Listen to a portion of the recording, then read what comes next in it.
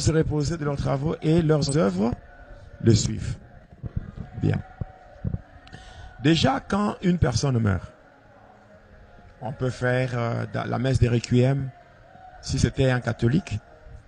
Il y a d'autres qui peuvent faire une exhortation, non pas pour s'adresser aux cadavres, mais pour s'adresser à ceux qui sont encore en vie, pour leur dire de se préparer, parce que ce qui vient d'arriver à l'autre arrivera aussi à tout le monde.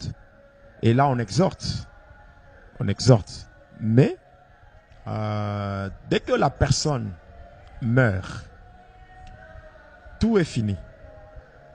Même si la personne est membre d'une église, c'est déjà fini. Appartenir à une église bâtiment, n'est pas une garantie pour échapper au jugement ou échapper au monde astral, échapper au diable, non. Si on a vécu dans le péché tout en étant dans l'église, dès que la mort intervient, on peut voir le cadavre là, les gens font des funérailles, même si il y a le luxe par autour de ces funérailles là, ça importe peu. Ça importe peu. Déjà, la personne elle-même pleure. Même quand vous allez au cimetière, hein, même quels que soient les honneurs liés aux obsèques, la personne pleure parce qu'elle connaît déjà là où elle part, cette personne. J'avais déjà parlé de ça, le mystère de la mort. La personne part et là, on va l'enterrer. Dès qu'on l'enterre, on va l'accueillir dans ce qu'on appelle le monde de cimetière. Parce qu'au cimetière, il y a deux cérémonies. Il y a la première cérémonie qu'on appelle monde de cimetière, cérémonie à tombeau fermé et cérémonie à tombeau ouvert.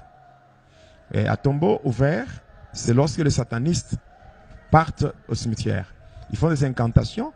Le cimetière ou la tombe s'ouvre. Hein, la tombe s'ouvre et les gens, donc la tombe s'ouvre et la personne descend dans la tombe. Il y aura comme des escaliers qui lui donnent l'accès au monde de Satan. Ça se fait. Il y a des formules que les gens aujourd'hui, par ignorance, ils laissent ça dans leur maison. Il y a des formules comme Sésame, ouvre-toi, comme Abracadabra. Hein? Oui, ce sont des formules qu'on utilise pour ouvrir le monde du cimetière. Abracadabra. Oui. Sésame, ouvre-toi. Ça, c'est pour ouvrir une tombe. Et on passe par là, on appelle ça cérémonie à tombeau ouvert. Maintenant, cérémonie à tombeau fermé, c'est lorsqu'on arrive dans le cimetière. Toutes les tombes ainsi que le croix disparaissent. Et ça laisse place à un autre monde. On appelle ça le monde de cimetière. Un autre monde où il y a toutes les activités. Il y a même des villas. Il y a beaucoup de choses. C'est ce que même certaines personnes vont corrompre ceux qui montent la gare au cimetière. Ils font ces cérémonies, ils entrent, ils prennent même des choses, ils amènent ça. Il y a même certains véhicules, hein, certaines voitures qui viennent du monde des cimetières. Oui. Alors là, c'est la cérémonie à tombeau fermé. Et passant par cela, qu'est-ce qui se fait?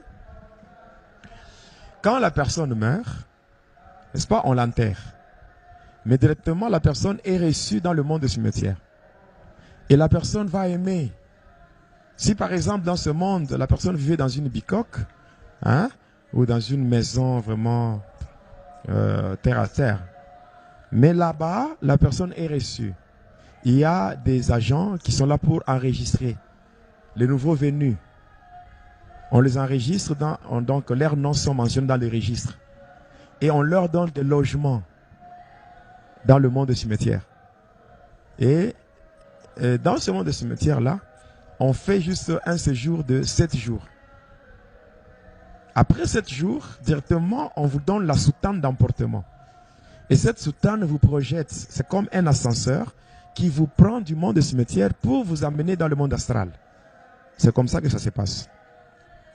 Maintenant, ça c'est lorsque un païen ou un chrétien hypocrite C'est lui qui va subir toutes ces choses. Mais un chrétien né de nouveau, un chrétien qui a marché avec Jésus, qui a marché dans l'honnêteté, l'intégrité, la fidélité, dès qu'il meurt, ce chrétien-là, d'abord, quand on l'enterre et que la nuit, les sorciers viennent là au cimetière pour faire des cérémonies, la tombe ne s'ouvre pas. Ça ne s'ouvre pas. Vous savez, quand Dieu avait enterré Moïse, le diable était venu pour réclamer le corps de Moïse. Mais Dieu a dépêché un ange qui s'est disputé pour empêcher au diable de toucher au corps de Moïse. Le corps d'un chrétien, on ne peut pas le profaner par les agents du diable. Jamais. Et puis, quand un chrétien meurt, on ne le voit même pas dans le radar. On le voit même le diable ne peut pas le voir. Quand un chrétien meurt, il y a un cortège des anges qui viennent prendre. Les anges qui viennent. Vous souvenez-vous de Lazare? Quand il est mort, il y a eu un cortège des anges qui sont venus le prendre. Donc c'est un mystère que même le diable n'a jamais compris. Il n'y a aucun sataniste qui peut démontrer ça. Ça, c'est un mystère qui reste caché par Dieu lui-même. Et c'est ça même, c'est un privilège que le Seigneur accorde à ceux-là qui le craignent.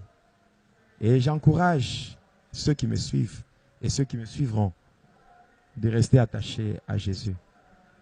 Même après la mort, il n'y a rien de maléfique qui sera fait. Rien. La deuxième question, c'est lié à la sorcellerie.